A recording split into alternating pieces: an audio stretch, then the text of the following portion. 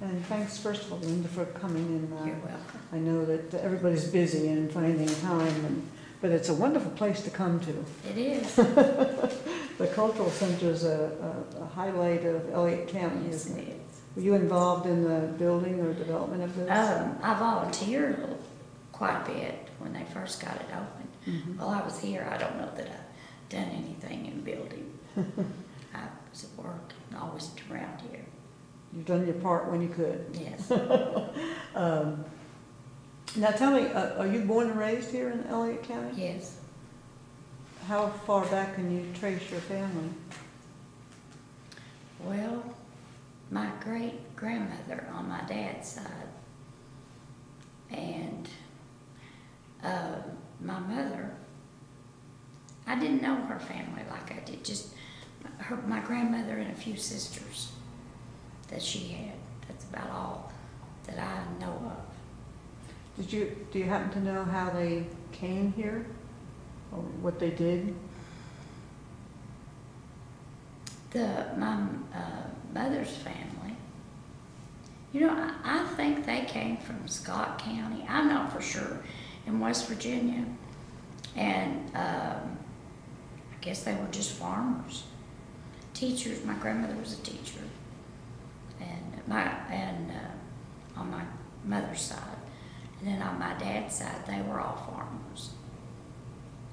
And do you know where they immigrated from originally? Originally, I don't know, but I was a Howard, and there was a Howard up around Salyersville, and he told my husband that all the Howards that he knew came from Coon Creek there. But I don't think that's originally where they came from. My dad's family is so, my dad was the baby of 11 children. So by the time we came along, all the older ones, and my grandmother was real old, so it wasn't long, you know, until they were gone. Mm-hmm. So we didn't. My aunts and everything, Mm-hmm. always was around them all Mhm. the time. Well, people in the area are Scotch or Scotch-Irish or... Now, my grandpa, he had a first cousin that was married to an Indian, and their children. And my aunt, when she was young, her hair was long. She looked just like an Indian. But some of his close family were Indians. Mm-hmm. That was common, actually. Uh-huh. And it was probably, if I was guessing, I'd say it was my great-great-grandmother. Mm-hmm. But it was a long time. But she really looked like an Indian. You have pictures? You have... Oh, yeah, they have pictures of her when she was young. Yeah, those are treasures, huh? Yes, Family they are. treasures. Yeah. Well, we're going to talk a little bit about diabetes. And I'd just like to start by asking you, when you hear the word diabetes, what comes to your mind? How hard it is to take care, to cook for them and everything. It really is. And my sister, she has type 1. So she really has a hard time. And my husband has the type 2. He does really good, but when he first found out he had it, he just swore he didn't have diabetes. And he got hurt, he got his finger hurt, and it was high. We really had a time for a while. But I went to a nutritionist, and that helped, you know, a lot.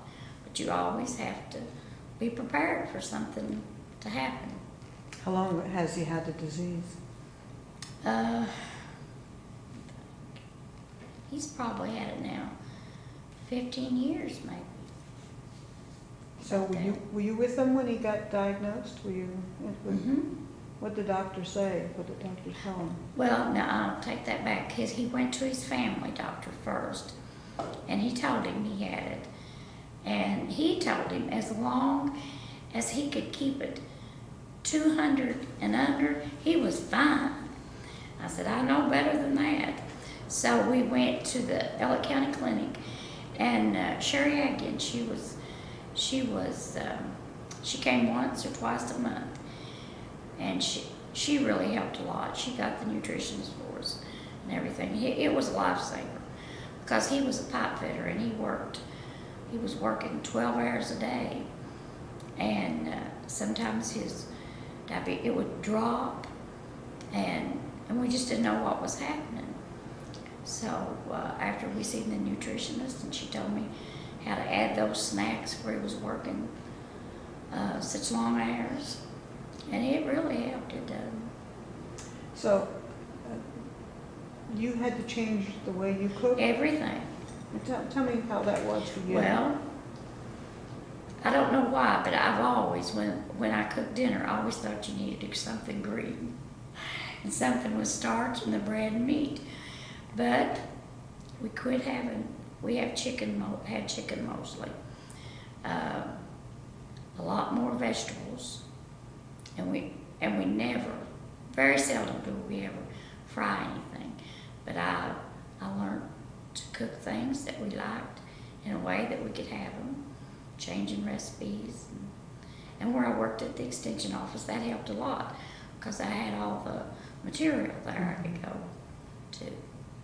And what was your job at the extension office? I was an assistant nutritionist. So you know about good nutrition. Yeah, I should do better than I do. Knowing and doing are two different things, aren't they? It's exactly right. So the other part of taking care of diabetes is exercise. Or Exercise, and of course he was getting that, and still does.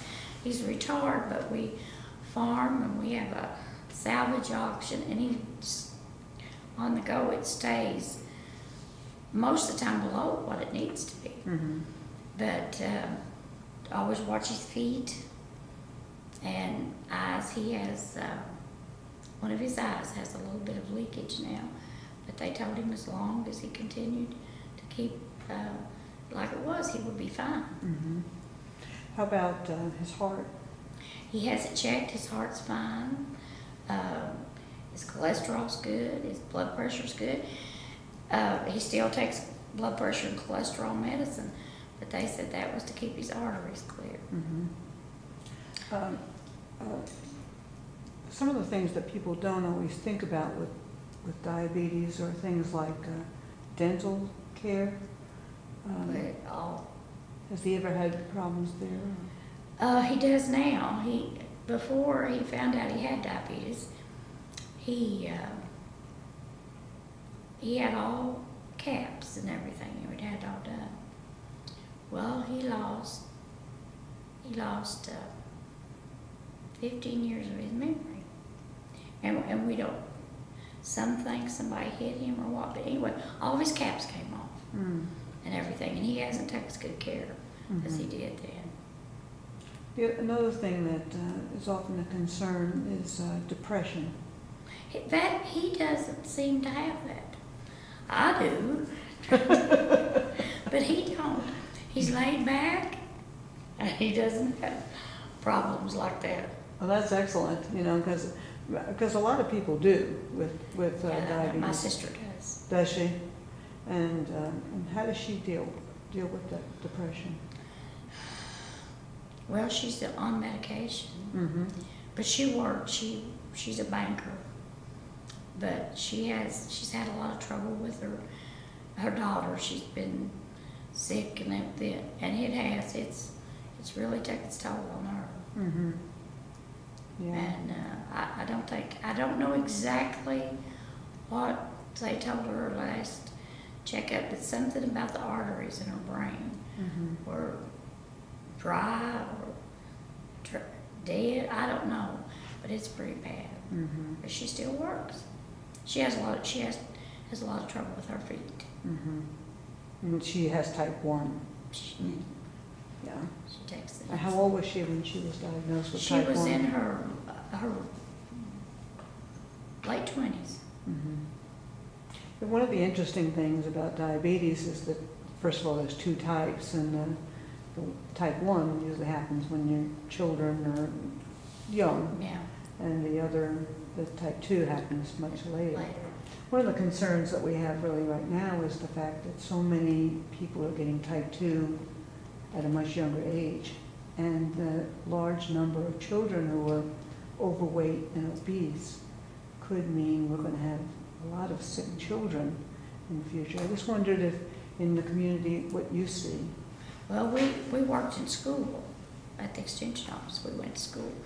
I don't remember the 3 or 4 children with diabetes, and it's and then I worked for home health for several years, and it's just, I think it's TV, all the games. Kids never go outside. They never play out, and they eat fast food. Most of them do. How they afford it. Our job was to help the low income. That was what we were supposed to do. But very few cooked. They just ate, whatever. And I think that has a lot to do with it.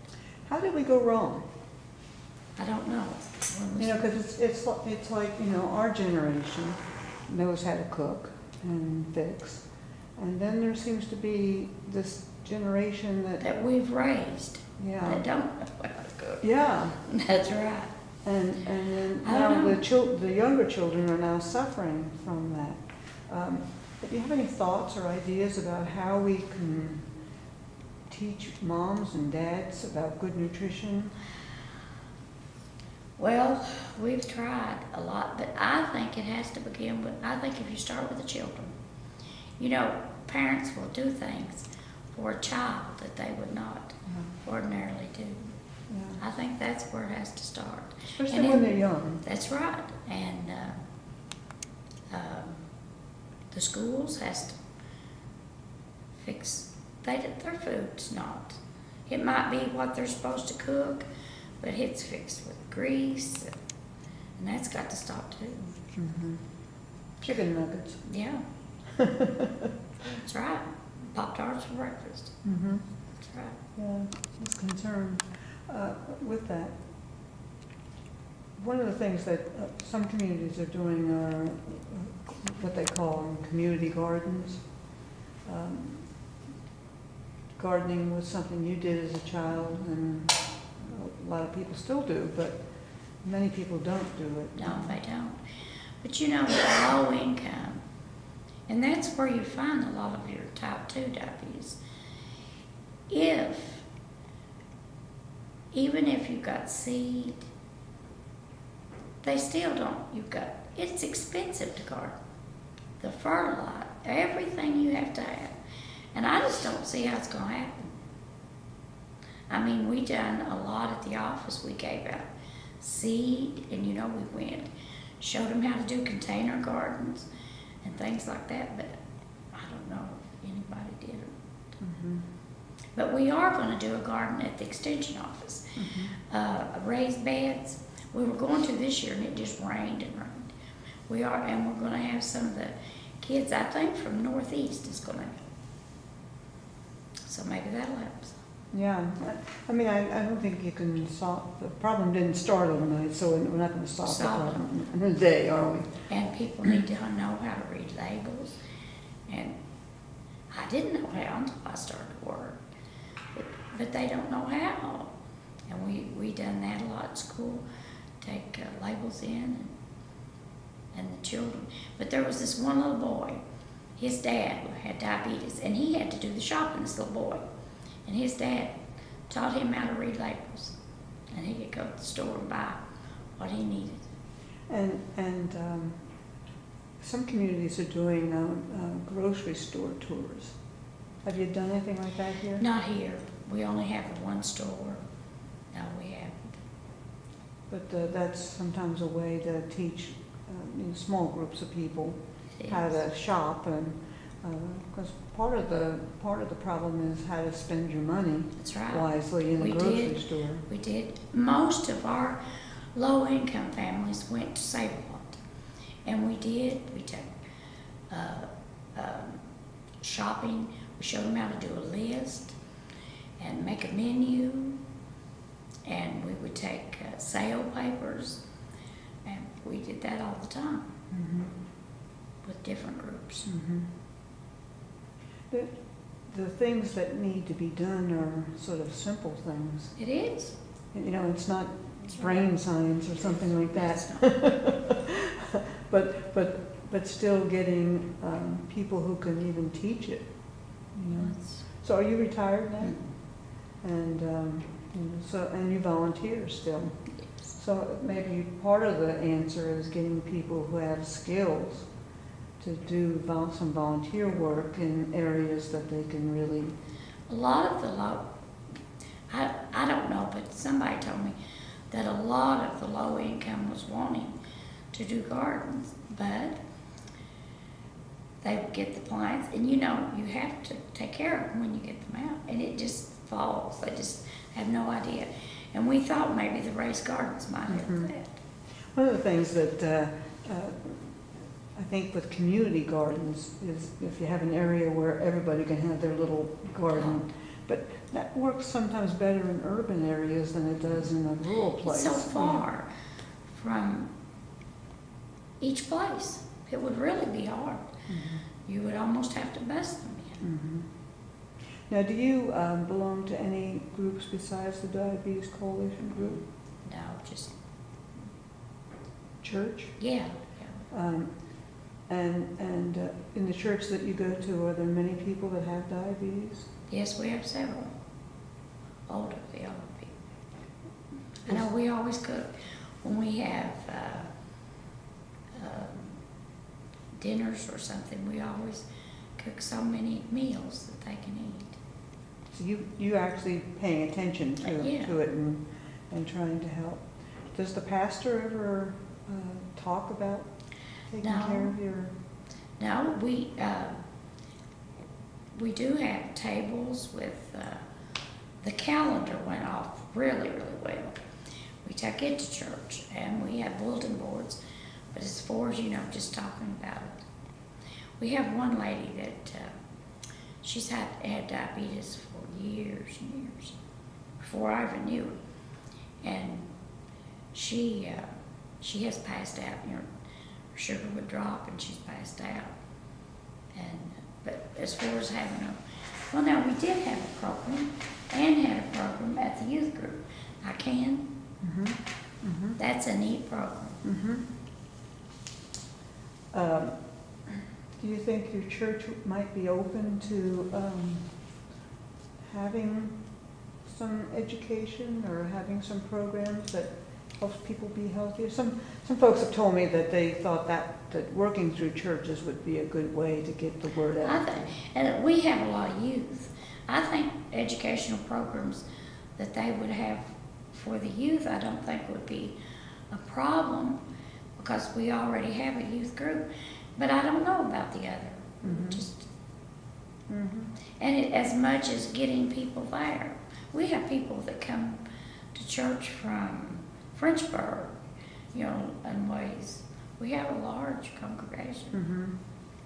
But I don't know a lot. We have nurses. We have several nurses at church, so they might. Yeah, it's something that has been successful in some other places, but not much has been done. But now when we had the ICANN, a lot of the mothers of the children came. They enjoyed it as much as the kids. Yeah, it used to be that parents did more with their children than they do now. You Well, know? now mothers have to work almost. They just about have to, and they just don't have the time. I don't know how they raise a family and work. I didn't do mine were already at school. Because your husband has diabetes, do you have any concerns about your children? Yes. My daughter, they thought she had it, but it wasn't. Something else was wrong. It was just sick. It caused, I can't remember what. But yes, I do. And one of my daughters has MS, and when she has to take large doses of prednisone or steroids, her sugar, it always goes high. So she has to watch. Yes, we do watch. But all that you've learned about nutrition and cooking is probably a help to the whole family. It is. I think it's wonderful when you can take something, and that's why Extension was so we had workshops on things like that. But I can just about fix anything I want to and fix it until we can eat it and it'd be okay. That's great. Now, in the county itself, or in the community, Elliot County here, do you think that there's things that are happening or we're doing that are causing diabetes or causing risks for diabetes? I think it's just the way they cook. I just don't know if there's anything else or not. But when I worked for Home Health, and we had lots of diabetics as clients, and they didn't have a clue. Mm-hmm. And even some of the nurses that did the shopping for them, they didn't have a clue either. Yeah, it's kind of interesting that sometimes the people My who daughter's are- a nurse. She always, if she wanted to know something, she called me. How do we engage people or get them more involved in the old ways? I don't know. When you were growing up yourself, did you cook? Yes. I was telling my neighbor, her little granddaughter, she was talking, she's 12, and she just can't do anything. When I was 12, I went to we raised a lot of tobacco, and my mother worked out all the time. I would go to the garden, get in the food we were going to have that day, and then come back and fix it. And that was just your responsibility? That was, yeah. Right, so if you think back to when you were young and you went to the grocery store, what that grocery store was like then compared to the grocery store now? What do you see? Until I was in my teens, I was never in other than a grocery store that was right close to where we lived.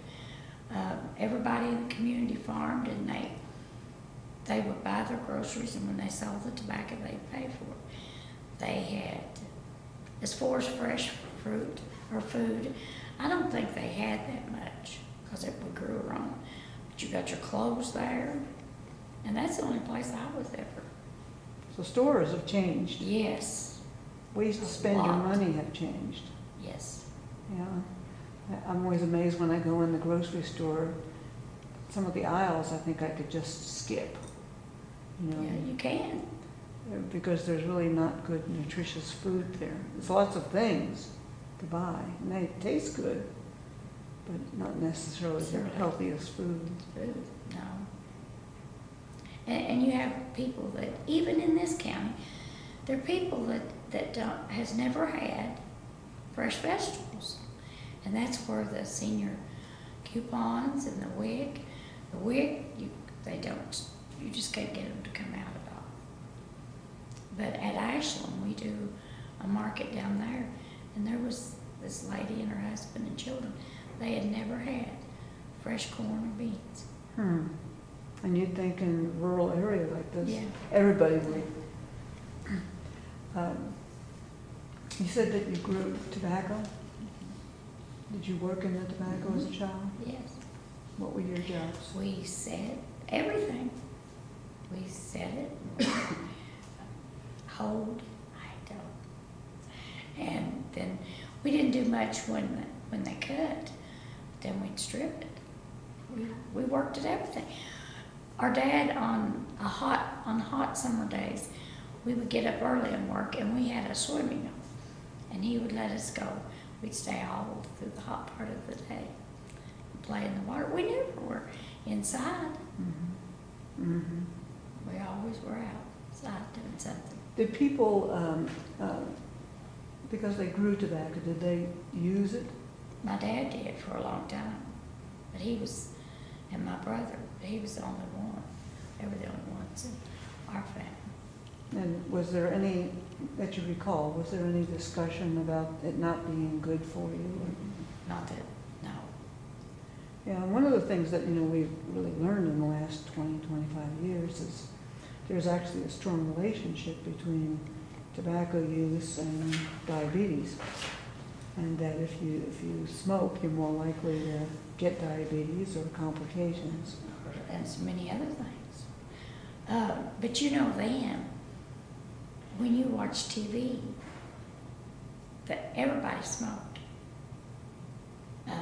We were watching an old Andy Griffith show, and everybody was smoking, and that's so, you don't see that on TV anymore. Mm-hmm. But everybody smoked, it was the thing to do.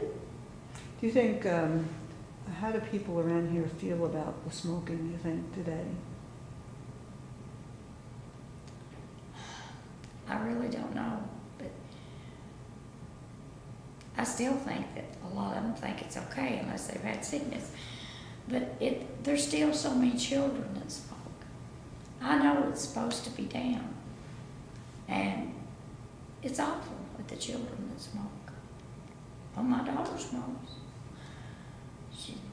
And you just, I don't know, you'd think that children were so educated and everything would know. And it's so expensive. My daughter asked me to get a pack of cigarettes for $5 and something. I said, if you put that money back, you can buy anything you want. How do we get the message out on it? Once they get so hooked on it, now it's really hard. It's about as bad as the dope. My youngest son, he'd smoked for a long time, and he decided he would quit. And he did. He just stopped. But he still said he still wanted one every day. But he don't.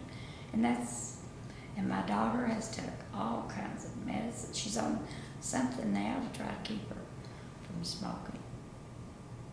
I don't know. I just don't want you to. But I don't smoke. My husband don't smoke.